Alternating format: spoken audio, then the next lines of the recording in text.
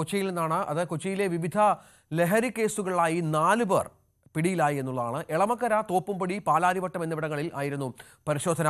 Dance of സംഘമാണ് പ്രതിയെ arrest ചെയ്തത്.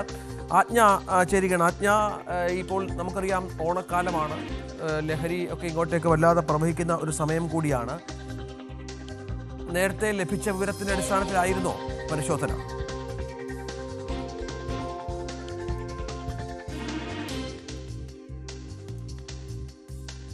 ആജ്ഞ, കേൾക്കാമോ?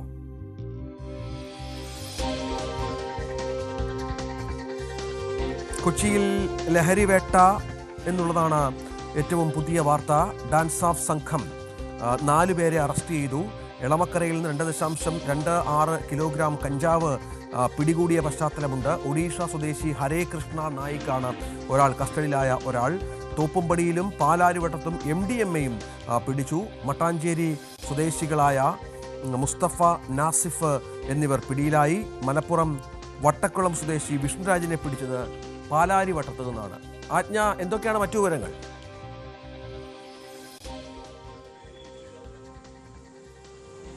രഞ്ജിത്ത്, ഇതുമായി ബന്ധപ്പെട്ട്, അതായത് ഓണവുമായി ബന്ധപ്പെട്ട്, ഉത്സവവുമായി ബന്ധപ്പെട്ടുള്ള പരിശോധനകളിൽ ശരിക്കും ഡാൻസ് ഓഫ് സംഘം ഊർജിതമാണ്. പ്രത്യേകിച്ചും ലഹരി ബന്ധങ്ങൾ കൂടുതൽ പരിശോധിക്കുന്നുണ്ട്.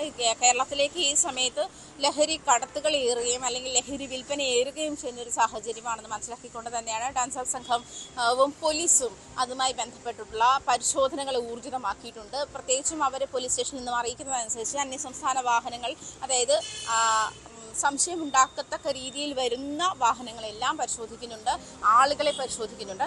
അങ്ങനെ ഒരു സാഹചര്യത്തിലാണ് കഴിഞ്ഞ ദിവസം 4 പേരെയാണ് വിവിധ കേസുകളിലായി കൊച്ചിയിൽ ഡാൻസ് ഓഫ് സംഘം പിടികൂടിയത്. ഇതിൽ 2 കേസുകളെ MDMA കേസുകളാണ്, ഒരു കേസ് കഞ്ചാവ് കേസുമാണ്. ഈ കഞ്ചാവ് കേസ് എന്ന് പറയുന്നത് 2 കിലോയിലധികം കഞ്ചാവാണ് ഒഡീഷ സ്വദേശി ഹരികൃഷ്ണ നായക്കിൽ നിന്ന് പിടികൂടിയത്. അതേസമയം നേരത്തെ ഇയാളിൽ നിന്നും തന്നെ തൃപ്പൂണിത്തുറ പോലീസ് ഇയാളെ 1 കിലോ കഞ്ചാവുമായി കസ്റ്റഡിയിലെടുത്തതാണ്. പക്ഷേ മനസ്സിലാവാത്തത്, അതായത് മെയ് മാസത്തിലാണ് കസ്റ്റഡിയിലെടുത്തത്. മനസ്സിലാവാത്ത ഈ 1 കിലോ കഞ്ചാവിന് മേലെ കസ്റ്റഡിയിലെടുത്താൽ അത് പണിഷബിൾ ഒഫൻസ് എന്ന് മാത്രമല്ല, അതായത് ജയിലിൽ കിടക്കാവുന്ന തരത്തിലുള്ള, ജാമ്യം കിട്ടാത്ത വകുപ്പിൽപ്പെടുന്ന തരത്തിലുള്ള ഒഫൻസാണ്.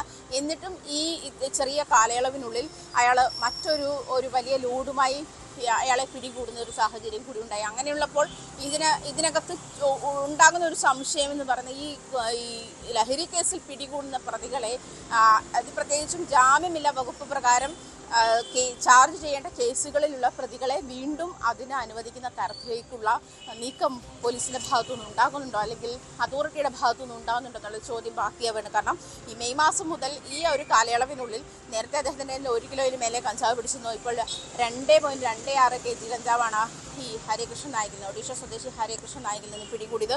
മറ്റൊരിടത്ത് അതുപോലെ തന്നെ MDMA പിടികൂടിയിട്ടുണ്ട്. MDMA പിടികൂടിയതിൽ 2 ടീമുകളാണ്. ഒന്ന് മട്ടാഞ്ചേരി സ്വദേശികളായ 2 പേരും, മറ്റൊന്ന് ഇവിടെ തോപ്പുംപടിയിൽ MDMA പിടികൂടിയതാണ്. ഇത് രണ്ടും, ഒന്ന് 14 ഗ്രാമോളമുണ്ട്, മറ്റ് രണ്ടാമത്തെ ടീമിൽ നിന്ന് പിടികൂടിയത് വളരെ ചെറിയ അളവിലുള്ളതാണ്. എന്നിരുന്നാൽ പോലും ഇത് ലക്ഷക്കണക്കിന് രൂപ വില മതിക്കുന്ന MDMA ആണ് ഇപ്പോൾ ഡാൻസ് ഓഫ് സംഘം പിടികൂടിയിട്ടുള്ളത്. എന്തായാലും പരിശോധന, പ്രത്യേകിച്ച് ഓണത്തിരക്കിലേക്ക് ഇത്തരം ലഹരി വസ്തുക്കൾ അല്ലെങ്കിൽ ലഹരി കടത്തോ ഊർജിതമാകാമെന്നുള്ള നിരീക്ഷണത്തിൽ തന്നെയാണ് പോലീസ് ഉള്ളത്. ആ ഒരു സാഹചര്യത്തിൽ വളരെയധികം പരിശോധന ഊർജിതമാക്കിയിരിക്കുന്ന ഒരു സാഹചര്യമാണ് നിലവിൽ ഡാൻസ് ഓഫ് സംഘത്തിൻ്റെയും പോലീസിൻ്റെയും എക്സൈസിൻ്റെയും ഒക്കെ ഭാഗത്തുനിന്നും ഉണ്ടായിക്കൊണ്ടിരിക്കുന്നത്. വരും ദിവസങ്ങളിലും വലിയ പരിശോധനകൾ നടക്കും, പരിശോധന ശക്തമാക്കും എന്നുള്ള മെസ്സേജ് തന്നെയാണ് അതോറിറ്റിയിൽ നിന്ന് ലഭിക്കുന്നത്. രഞ്ജിത്ത്, ആജ്ഞയാണ് വിവരങ്ങൾ പങ്കുവച്ചത്.